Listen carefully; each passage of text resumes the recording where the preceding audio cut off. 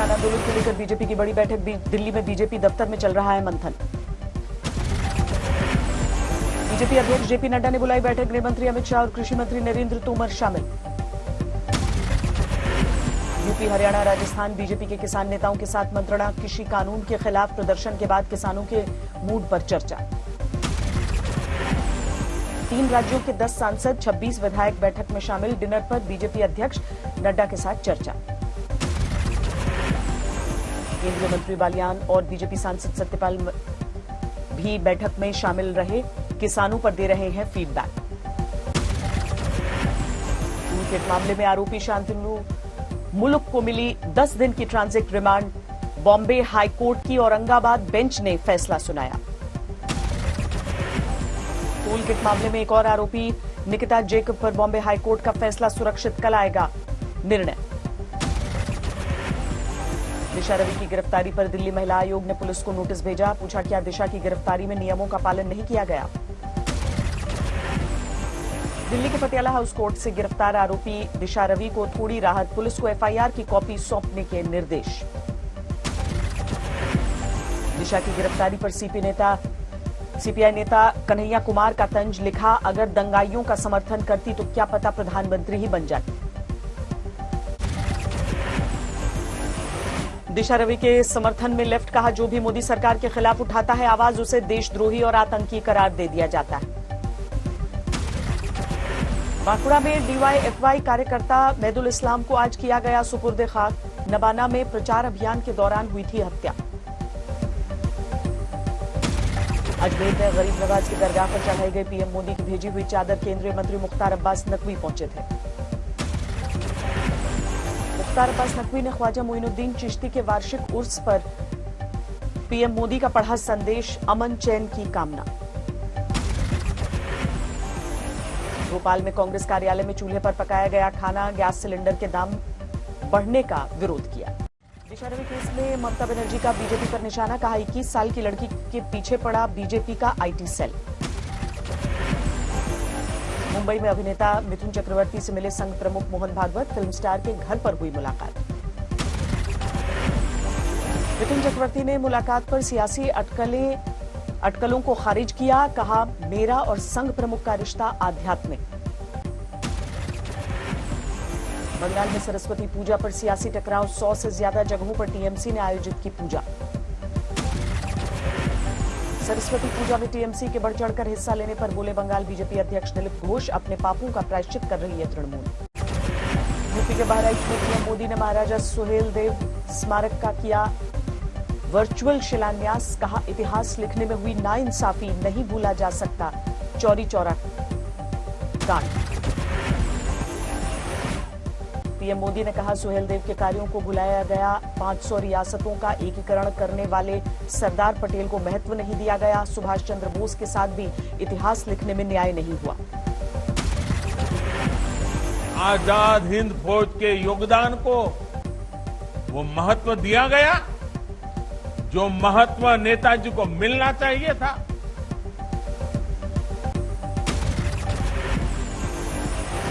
बहराइच में महाराजा Suheldev medical college का भी आज पीएम मोदी ने किया उद्घाटन।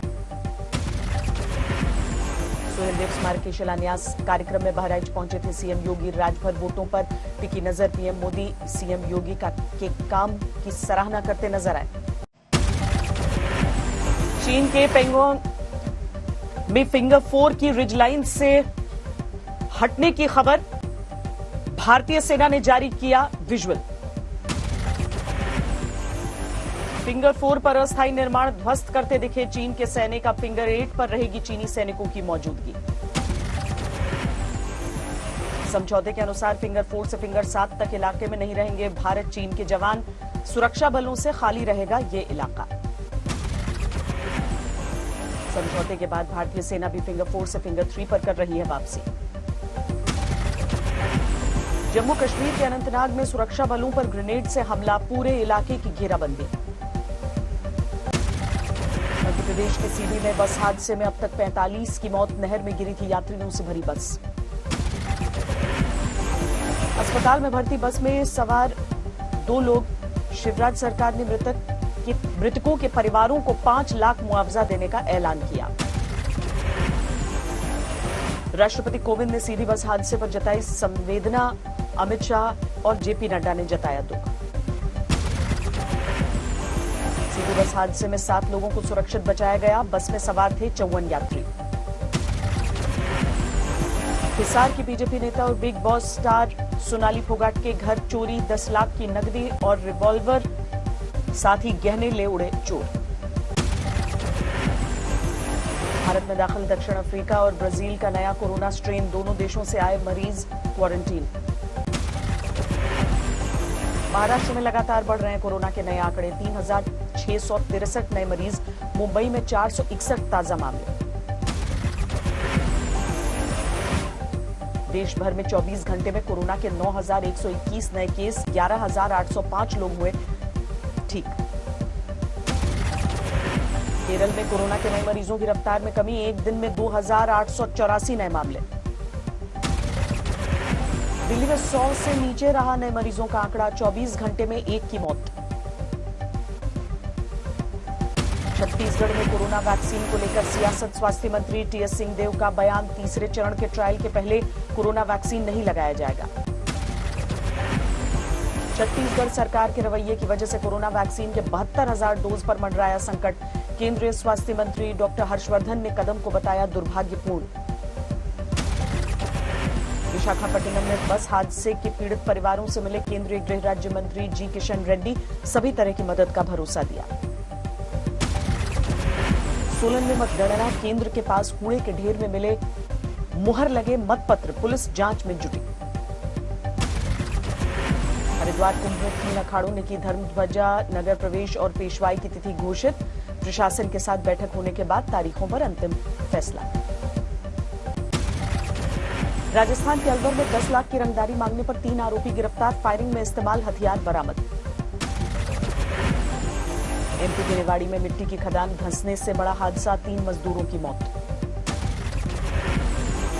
गुना में आदिवासी महिला के साथ मारपीट, पुलिस के मुताबिक अपहरण के बाद पीड़िता को जबरन अपने जेठ को कंधे पर बिठाने को कहा गया। झारखंड के लोहरदगा में लैंडमाइन ब्लास्ट में पुलिस जवान शहीद, नक्सलियों के बिछाए आईईडी की चपेट में आने से गई जान। मिर्जापुर में सीतामढ़ी से घूमने आए 3 युवकों में 2 गंगा में डूबे, एक का मिला शव, दूसरे की तलाश जारी। जमशेदपुर में 30 लाख की ड्रग्स के साथ 3 तस्कर गिरफ्तार, 1 हफ्ते पहले 3 महिलाओं को पुलिस ने तस्करी में भेजा था जेल। बिहार के नालंदा में वर्चस्व को लेकर फायरिंग, गोली लगने से महिला समेत 4 जख्मी। बिहार के कैमूर में बस की ट्रक से टक्कर, 1 की मौत, 16 घायल। मुजफ्फरपुर पुलिस ने महोली में बड़े शराब तस्कर को दबोचा, ट्रक से अवैध शराब की बिहार में करता था सप्लाई। बदायूं में बर्ड फ्लू की दहशत, 1 मुर्गे की रिपोर्ट पॉजिटिव। चेन्नई में टीम इंडिया ने इंग्लैंड को दी 317 रनों से मात, सीरीज में की 1-1 से बराबरी। दूसरी पारी में इंग्लैंड की पूरी टीम 164 रन पर आउट, भारत ने दिया था 482 रन का टारगेट। 8 विकेट और सेंचुरी जड़कर आर अश्विन बने मैन ऑफ द मैच, कहा कभी नहीं भूलूंगा ये टेस्ट, फैंस को शुक्रिया कहा।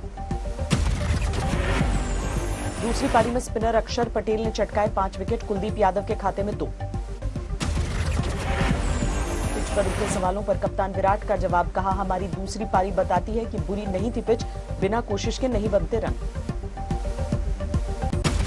वर्ल्ड टेस्ट चैंपियनशिप फाइनल की रेस में पटरी पर लौटी टीम इंडिया की गाड़ी, अब भारत नंबर 2 पर, इंग्लैंड नंबर 4 पर लौटा। ऑस्ट्रेलियन ओपन के सेमीफाइनल में पहुंचे नंबर 1 नोवाक जोकोविच, जर्मनी के ज़्वेरेव को हराया। कल क्वार्टर फाइनल में नडाल और सित्सिपास की भिड़ंत, रूस के मेदवेदेव भी अंतिम 8 में। सेरेना विलियम्स ने तय किया सेमीफाइनल का सफर, नंबर 2 सिमोना हालेप को सीधे सेटों में मात दी। सेमीफाइनल में सेरेना का मैच जापान की नाओमी ओसाका के साथ, कल नंबर 1 एशले बार्टी का क्वार्टर फाइनल मैच। 49 अंकों की गिरावट के साथ 52,104 पर बंद हुआ सेंसेक्स, निफ्टी 1 अंक गंवाकर 15,313 पर बंद हुआ।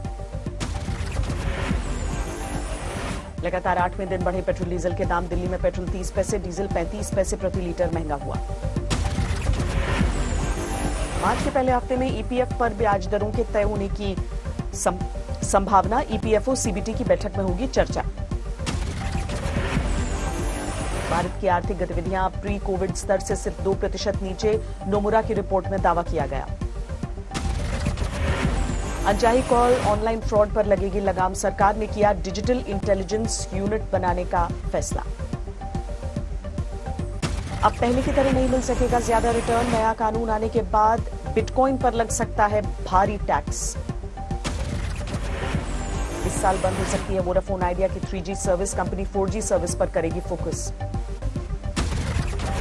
2020 में भारत में 15 करोड़ स्मार्टफोन किए गए इंपोर्ट। सालाना आधार के हिसाब से आयात में 1.7% की गिरावट।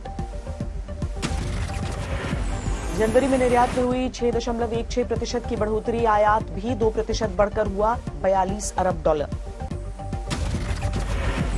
कोविड-19 के इलाज की सुविधाओं में विस्तार करेगा मेदांता। एडीबी देगा 100 करोड़ रुपए का कर्ज। अमेरिकी राष्ट्रपति जो बाइडेन ने फिर जताया भारतीय मूल की महिला पर भरोसा। प्रोनिता गुप्ता को श्रम एवं रोजगार के लिए बनाया विशेष सहायक। म्यांमार में सैन्य तख्ता पलट का विरोध हुआ और तेज। सेना के खिलाफ विरोध प्रदर्शन में शामिल हुए इंजीनियरिंग के छात्र। WHO ने एस्ट्राजेनेका के कोरोना टीके को आपातकालीन इस्तेमाल की मंजूरी दी। सीरम इंस्टीट्यूट ऑफ इंडिया ने कोविशील्ड के नाम से किया है तैयार। बढ़ते कोरोना की वजह से वियतनाम ने मंगलवार से नए प्रतिबंधों का ऐलान किया। उत्तरी प्रांत में लगाया गया लॉकडाउन। लोगों को घरों में ही रहने की सलाह। पुतिन समर्थक की मानहानि केस में रूस से विपक्षी नेता अलेक्सी नावेल्नी अदालत में पेश। सरकारी वकील ने नावेल्नी पर करीब 9.5 लाख रूबल जुर्माने की मांग की।